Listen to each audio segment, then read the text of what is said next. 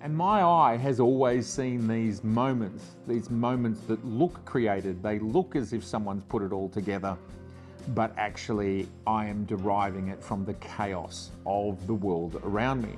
This endeavor has been something that's given me such great joy.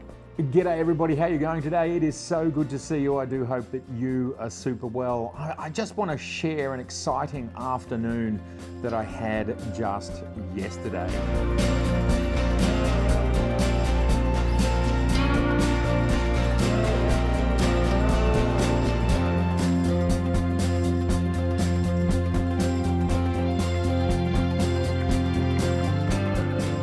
What I've been doing for 35 years or so is seeing this beautiful world that we live in and then trying to capture it and then share it with the world around me. Now, of course, you can jump into a studio and you can create something of great beauty or great interest with a whole heap of pizzazz. You know, we can do it with lights, we can do it with makeup, we can do it with stunning flowers, artifacts, people. From my perspective, because I've done that sort of thing for years, it's pretty easy to create something exciting and spectacular. In the studio, you assemble the pieces and there it is. Great, fantastic.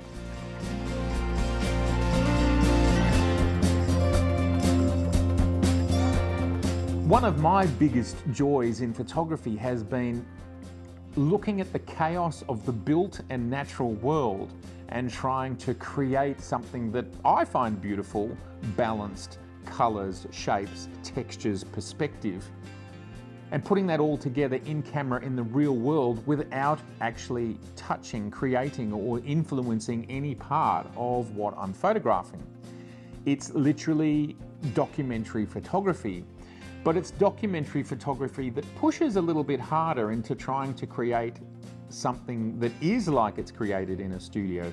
It's trying to create something that is created by, say, a film crew with a set where they've built something, they've lit it, and look how spectacular it looks.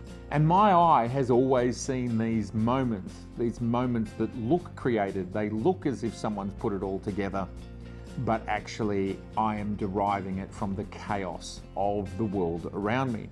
This endeavor has been something that's given me such great joy. And here I am now, you know, getting on in years, jumping on my crazy little electric scooter, and I went out for the afternoon. I just wanted to get some cold winter air in my hair, get out with the cameras, go to a location that I really had never been before, especially on foot. I've driven through it in cars, but it's a sort of area that you can't really stop when you're in a car.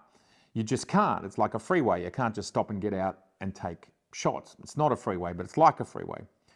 And so I decided to do this journey on my tiny little Segway electric scooter. Damn, I love that thing.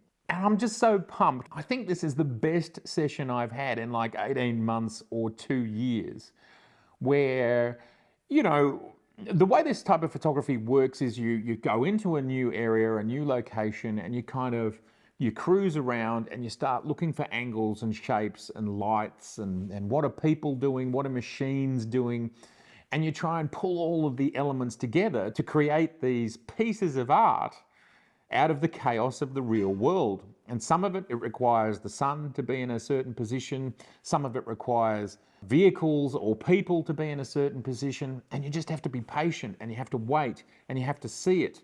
And some of it is luck, but so much of it is skill and anticipation of what's to come. And this session was just one of the best of late. And I'm so excited to just have gone out on the scooter and seen these things and then be able to put it together into this kind of little piece. 95% of the images that you see in this video just came from sort of a 30 to 45 minute session as the winter sun was setting. And sometimes you just have to wait for that magic light, the magic moment. People were coming home, there was a lot of activity, the light was right, the city lights in the background are starting to glow. I suppose one of the most important things I wanted to express with this piece, and you'll see more of it within the piece itself, is just taking the time to look at the world around you, just stopping, bringing your head up from your mobile phone, and just look, because we are literally surrounded in the chaos around us. We are always surrounded by something that is worthy of our gaze and is worthy of capturing. And I can't implore enough that all of us should just slow down a bit, because you never know what beauty you will find. And it doesn't matter where I go in the world, I always find something that I think can be framed and turned into something that's beautiful, pleasant, pleasing, tells a story. Not every type of image is the same, and that's okay. And my ultimate measure is, did I get something that's book worthy or publishing worthy? That's my ultimate measure of the images that I've taken, and absolutely there were a number of them in this session. This piece was shot on the Z8 and the Z9 with the 14 to 24 2.8S, the 50mm 1.2S, the 85 1.2S, and the macro 105 2.8S. These just happened to be the lenses I was with because I was out in this part of Melbourne because I was interviewing again the amazing rock star photographer Michelle Grace Hunter. She's just got back from tour and she's got some stories to tell and some images to share. That video coming soon. Please enjoy. It's just a few minutes long. I'll see you in the next one. Bye for now.